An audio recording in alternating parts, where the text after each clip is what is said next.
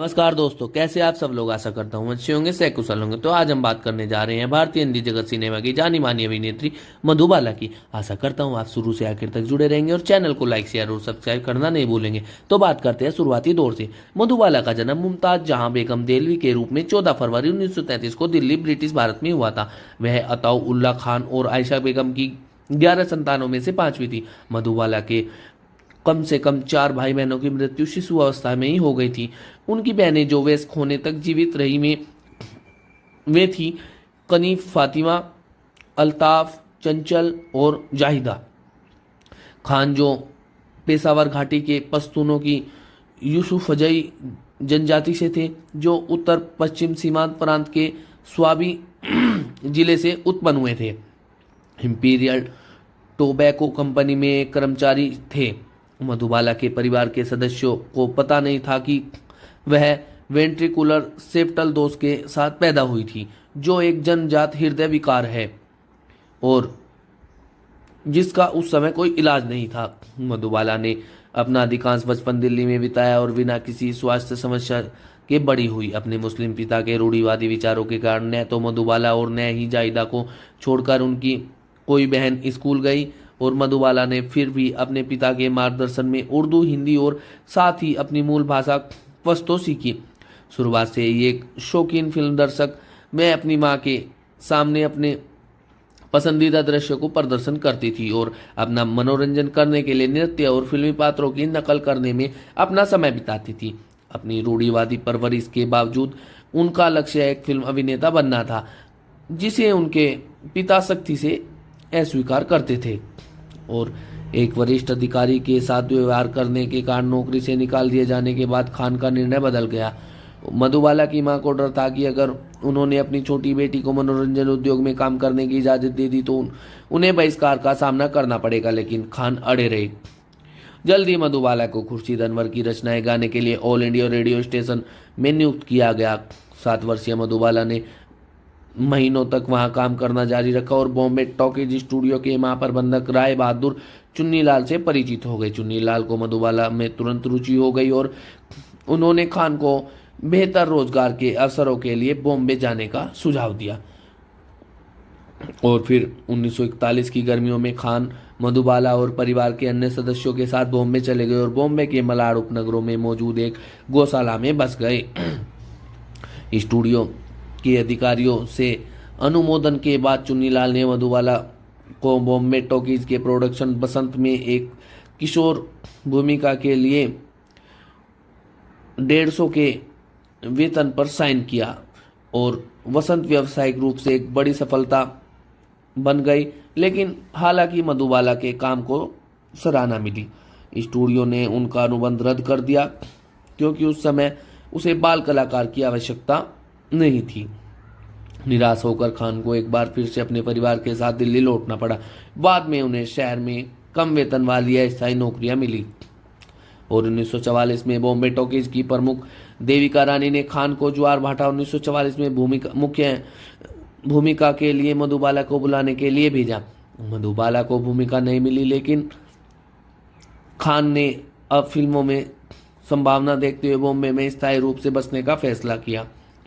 परिवार फिर से मलाड में अपने अस्थायी निवास पर लौट आया और मधुबाला अपने पिता के साथ काम की तलाश में शहर भर के फिल्मी स्टूडियो में अक्सर जाने लगी। उन्होंने जल्द ही चंदूलाल शाह के स्टूडियो रंजीत मूवी टोन के साथ 300 के मासिक भुगतान पर 3 साल का अनुबंध किया। उनकी आय के कारण खान ने परिवार को मलाड में एक पड़ोसी किराए के घर में स्थानांतरित कर दिया। अप्रैल 1944 में एक गोदी विस्फोट में किराए का घर नष्ट हो गया और मधुबाला और उनका परिवार केवल इसलिए बच गया क्योंकि वे एक स्थानीय थिएटर में गए थे। अपने दोस्त के घर में शिफ्ट होने के बाद मधुबाला ने अपनी फिल्मी करियर जारी रखा। उन्होंने रंजीत की 5 फिल्मों में छोटी छोटी भूमिका निभाई। मुमताज महल 1944, धन्ना भगत 1945, राजपुतानी 1946, फुलवारी 1946 और पुजारी 1946। उन सभी में उन्हें बेबी मुमताज के रूप में श्रेय दिया गया। इन वर्षों में उन्हें कई समस्याओं का सामना करना पड़ा। 1945 में फुलवारी की शूटिंग के दौरान मधुबाला को खून की उल्टी हुई। जिसने उनकी बीमारी का पूर्वाभास करा दिया, जो धीरे धीरे जड़ पकड़ रही थी। इंडस्ट्री में पैर जमाने के लिए उत्सुक नवंबर 1940 में मधुबाला ने मोहन सिन्हा की 2 निर्देशित फिल्मों में चित्तौड़ विजय और मेरे भगवान की शूटिंग शुरू की, जो वयस्क भूमिकाओं में सिल्वर स्क्रीन पर उनकी शुरुआत थी। और मधुबाला को उनकी पहली आलोचनात्मक और व्यावसायिक सफलता नाटक लाल दुपट्टा में मिली, जिसे द इंडियन एक्सप्रेस ने उनके लिए एक सफलता के रूप में उल्लेख किया। बाबूराव पटेल ने फिल्म को स्क्रीन अभिनय में उनकी परिपक्वता का पहला मील का पत्थर बताया। उन्हें पराई आग, पारस और श्रृंगार में उनके सहायक भागों के लिए और अधिक सकारात्मक समीक्षाएं मिली। और दुलारी में एक और बॉक्स ऑफिस हिट के बाद मधुबाला ने के अमरनाथ की सामाजिक ड्रामा बेकासूर में अजीत की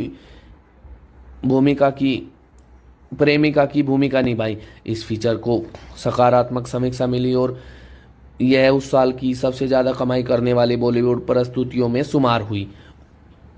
इसके अलावा वह कॉमेडी ड्रामा हंसते आंसू में दिखाई दी, जो वयस्क प्रमाणन से सम्मानित होने वाली पहली भारतीय फिल्म बनी।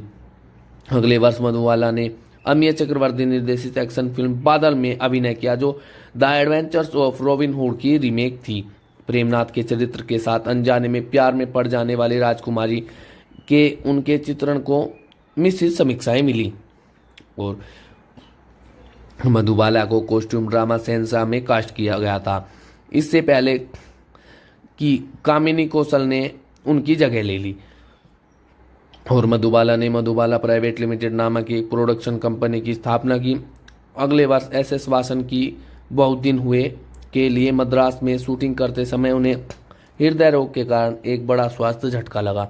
वह फिल्म पूरी करने के बाद बॉम्बे लौट आई और काम से एक अल्पकालिक चिकित्सा अवकाश ले लिया, जिसके कारण उन्हें उड़न खटोला निम्मी प्रतिस्थापित किया गया। बाद में मधुबाला की एक और फिल्म में अभिनय किया। महबूब खान की अमर फिर भी फिल्म केयर के रचित गुप्ता ने कहा कि मधुबाला ने अपने सह कलाकारों को पीछे छोड़ दिया और एक सूक्ष्म प्रदर्शन के साथ अपनी भूमिका को प्रभावित किया। 2002 में Reddit.com के लिए लिखते हुए दिनेश रहेजा ने अमर को बताया और विशेष रूप से उनके और दिलीप की विशेषता वाले एक नाटकीय दृश्य की प्रशंसा की। मधुबाला की अगली रिलीज उनकी खुद की प्रोडक्शन वेंचर नाता 1955 थी, जिसमें उन्होंने अपनी बहन चंचल के साथ सह अभिनय किया और फिल्म को एक ठंडी प्रतिक्रिया मिली और बहुत सारा पैसा खो दिया, जिसने मधुबाला को नुकसान की भरपाई के लिए किस्मत बेचना पड़ा। और फिर 1956 और 1957 के वर्षों में मुकदमे और स्वास्थ्य समस्याओं के कारण मधुबाला ने अपना काम का बोझ कम कर दिया। उन्हें और नरगिस को गुरुदत्त ने अपने प्रोडक्शन प्यासा 1957 में 2 मुख्य महिला पात्रों में से किसी एक की भूमिका निभाने के लिए संपर्क किया था। 2 पात्रों प्रमुख भूमिकाओं के बीच चयन करने में असमर्थ अभिनेत्रियों ने फिल्म को नवागांतु को माला सिन्हा और वहीदा रहमान को सौंप दिया। मधुबाला 1956 में 2 पीरियड फिल्मों राज हाथ और सीरीन फराद में दिखाई दी। दोनों ही आलोचनात्मक और व्यावसायिक रूप से सफल रही। अगले वर्ष उन्होंने ओम प्रकाश की गेटवे ऑफ इंडिया 1957, इसके बाद मधुबाला ने नाटक एक साल 1957 में अभिनय किया, जो एक बीमार लड़की की प्रेम कहानी पर आधारित था। और मधुबाला ने वर्ष 1958 की शुरुआत में राज खोसला की काला पानी से की, और जिसमें उन्होंने देवानंद और नलिनी जयवंत के साथ सह अभिनय किया, जिसमें उन्होंने एक निडर पत्रकार की भूमिका निभाई। और फिर उन्होंने अगली वर्ष मुगले आजम और बरसात की रात लगातार ब्लॉकबस्टर सफलताओं ने मधुबाला को 1960 की सबसे सफल अग्रणी महिलाओं के रूप में स्थापित किया।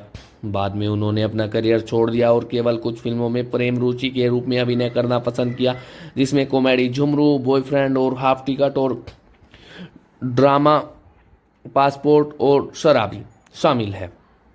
उनकी इस साल की सबसे ज़्यादा कमाई करने वाली परिस्थितियों में से थी।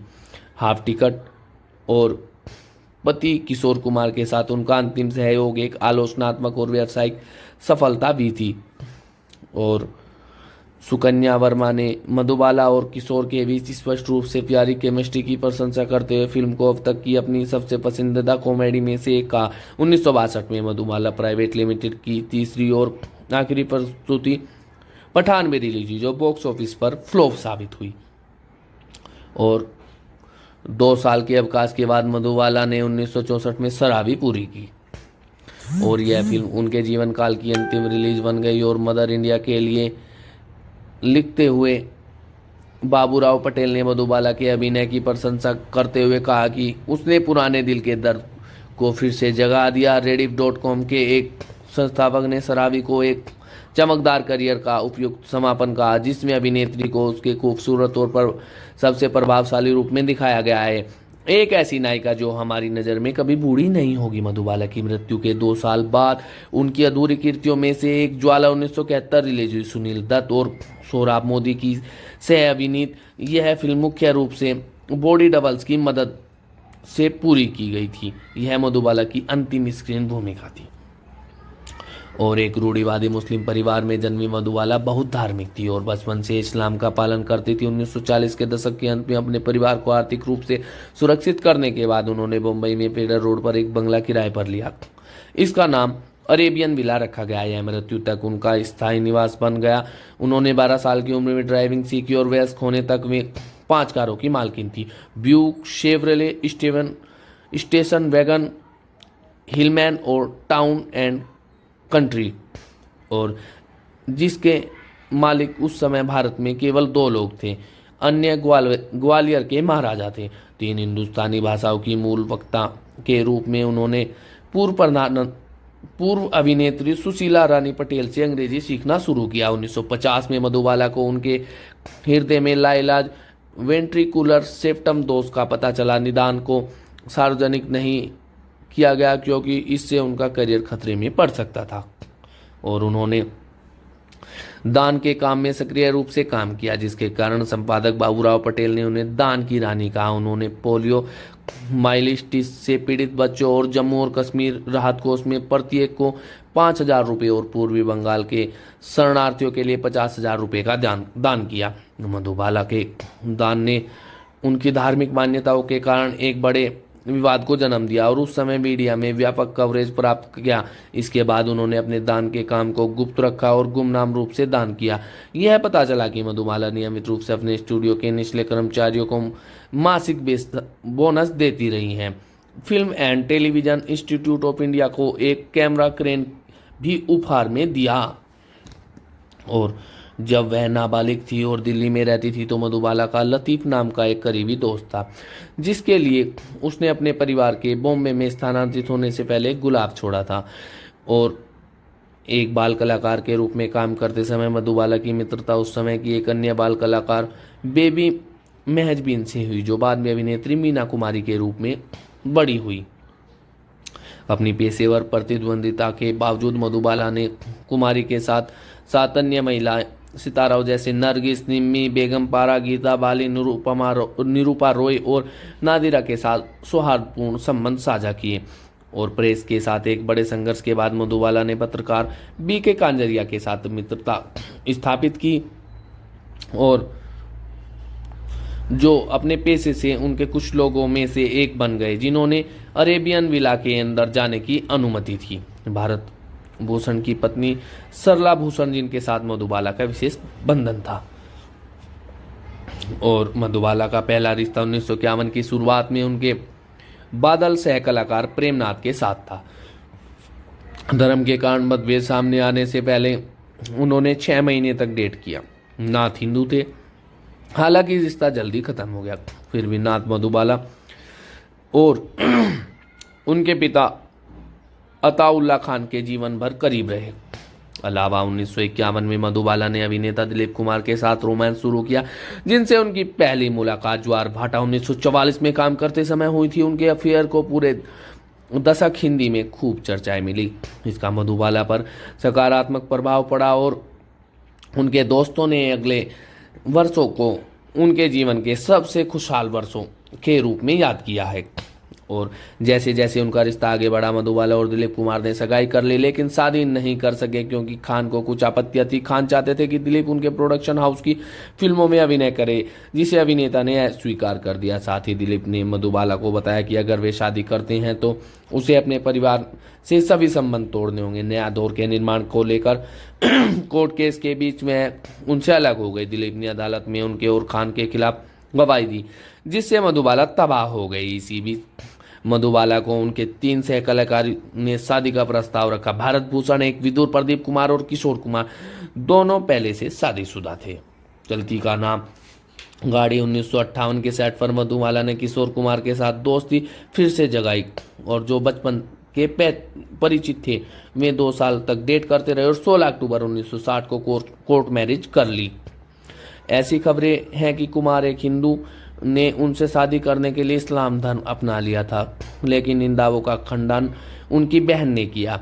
यह मिलन उनके पिता के साथ साथ उनके ससुराल वालों को भी पसंद नहीं आया, जिन्हें उम्मीद नहीं थी कि उनका बेटा एक मुस्लिम से शादी करेगा। मधुबाला और किशोर को उनके विपरीत व्यक्तियों के कारण उद्योग में एक बेमेल माना जाने लगा और मधुबाला ने अपने अंतिम वर्ष बिस्तर पर बिताए। उनका वजन काफ़ी कम हो गया। उनका विशेष आकर्षण उर्दू शायरी था और वह नियमित रूप से अपनी फिल्में घर के प्रोजेक्टर पर देखा करती थी। वह बहुत एकांत प्रिय हो गई। उन दिनों फिल्म उद्योग से केवल गीता दत्त और वहीदा रहमान से ही मिलती थी। उन्हें लगभग हर हफ्ते एक्सचेंज ट्रांसफ्यूजन से गुजरना पड़ता था। उनके शरीर के अतिरिक्त खून बनने लगा और जो उनकी नाक और मुंह से बाहर निकल जाता था। इसलिए जटिलताओं को रोकने के लिए वकील को खून निकालना पड़ा और उनके पास एक ऑक्सीजन सिलेंडर रखना पड़ा, क्योंकि वह अक्सर हाइपोक्सिया से पीड़ित रहती थी। चालाक की घटना के बाद मधुबाला ने फिल्म निर्देशन की और अपना ध्यान केंद्रित किया और वर्ष 1969 की शुरुआत में मधुबाला का स्वास्थ्य गंभीर और बड़ी गिरावट में था। उन्हें हाल ही में पीलिया हुआ था और मूत्र परीक्षण में हेमट्यूरिया होने का निदान किया गया था। 22 फरवरी की मध्य रात्रि में मधुबाला को दिल का दौरा पड़ा। अपने परिवार के सदस्यों और किशोर के बीच कुछ घंटों तक संघर्ष करने के बाद 36 साल की होने के केवल 9 दिन बाद 23 फरवरी सुबह 9:30 बजे उनकी मृत्यु हो गई। मधुबाला को उनकी निजी डायरी के साथ बॉम्बे के सांता क्रूज में जुहू मुस्लिम कब्रिस्तान में दफनाया गया था। उनकी कब्र संगमरमर से बनवाई गई थी और शिलालेखों में कुरान की आयतें और कविता समर्पण शामिल है। और लगभग 1 दशक तक सामाजिक परिदृश्य से मधुबाला की अनुपस्थिति के कारण उनकी मृत्यु को अप्रत्याशित माना गया और भारतीय प्रेस में व्यापक कवरेज मिली। इंडियन एक्सप्रेस ने उन्हें अपने समय की सबसे अधिक मांग वाली हिंदी फिल्म अभिनेत्री के रूप में याद किया, जब फिल्म फेयर ने उन्हें एक सिंड्रेला के रूप में चित्रित किया, जिसकी घड़ी ने बहुत जल्द 12 बजा दिए। प्रेमनाथ, जिन्होंने उन्हें समर्पित एक कविता लिखी, बीके कांजरिया और शक्ति सामंत सहित उनके कई सहकर्मियों ने उनकी असामयिक मृत्यु पर दुख व्यक्त किया और 2010 में मोहम्मद रफ़ी और साहिर लुधियानवी सहित उद्योग जगत की अन्य दिग्गजों की कब्रों के साथ मधुबाला की कब्र को भी तोड़ दिया गया ताकि नए दफन के लिए जगह बनाई जा सके। उनके अवशेषों को एक अज्ञात स्थान पर रखा गया है और उन्होंने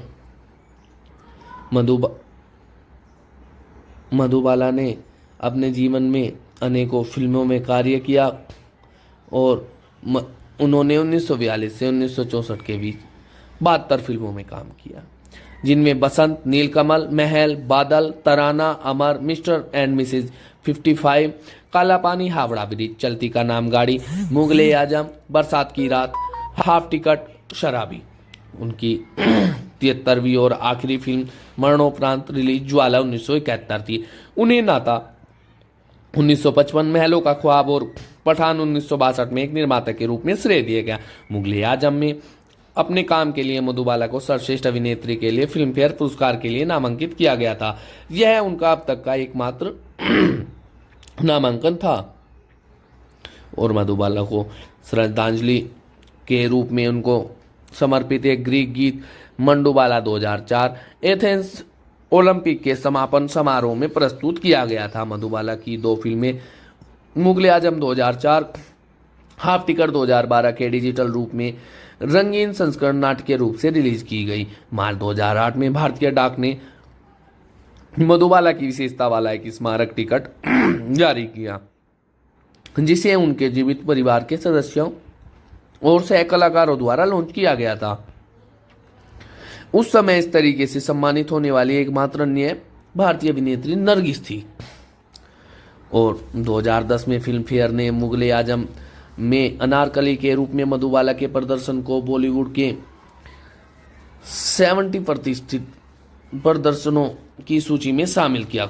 मुगले आजम में उनके परिचय दृश्य को सुकन्या वर्मा ने rediff.com की 20 दृश्यों की सूची में शामिल किया, और जिन्होंने हमारी सांसें रोक दी। ब्रिटिश फिल्म इंस्टीट्यूट और न्यूज 18 के सर्वेक्षणों में इस फिल्म को अब तक की सबसे महान फिल्मों में से एक माना गया है। मैडम तुसाद के नई दिल्ली केंद्र ने उन्हें श्रद्धांजलि के रूप में फिल्म में उनके लुक से प्रेरित मधुबाला की एक प्रतिमा का अनावरण किया। 14 फरवरी 2019 को उनकी 86वीं जयंती पर सर्च इंजन गूगल ने उन्हें डूडल बनाकर याद किया। गूगल ने टिप्पणी की, जब उनके लुभावने रूप ने वीनस से तुलना अर्जित की तो मधुबाला एक प्रतिभाशाली अभिनेत्री थी, जिनकी संयमित शैली हास्य नाटक और रोमांटिक भूमिकाओं के लिए समान रूप से उपयुक्त थी। दुखद रूप से संक्षिप्त करियर के दौरान 70 से अधिक फिल्मों में दिखाई देने वाली मधुबाला, जो आज 86 वर्ष की हो गई होती, को 1952 में थिएटर्स आर मैगजीन द्वारा दुनिया की सबसे बड़ी स्टार कहा गया था। और 1966 में मोहनदीप ने मधुबाला की पहली जीवनी लिखी, जिसका शीर्षक था मधुबाला का रहस्य और रहस्य। 1997 में खतीजा अकबर ने मधुबाला हर लाइफ हर फिल्म शीर्षक से एक और जीवनी लिखी। सुशीला कुमारी ने 2010 में मधुबाला दर्द का सफर शीर्षक से एक जीवनी प्रकाशित की। और 1950 की फिल्म मधुबाला का नाम अभिनेत्री के नाम पर उनके स्टारडम को श्रद्धांजलि के रूप में रखा गया था।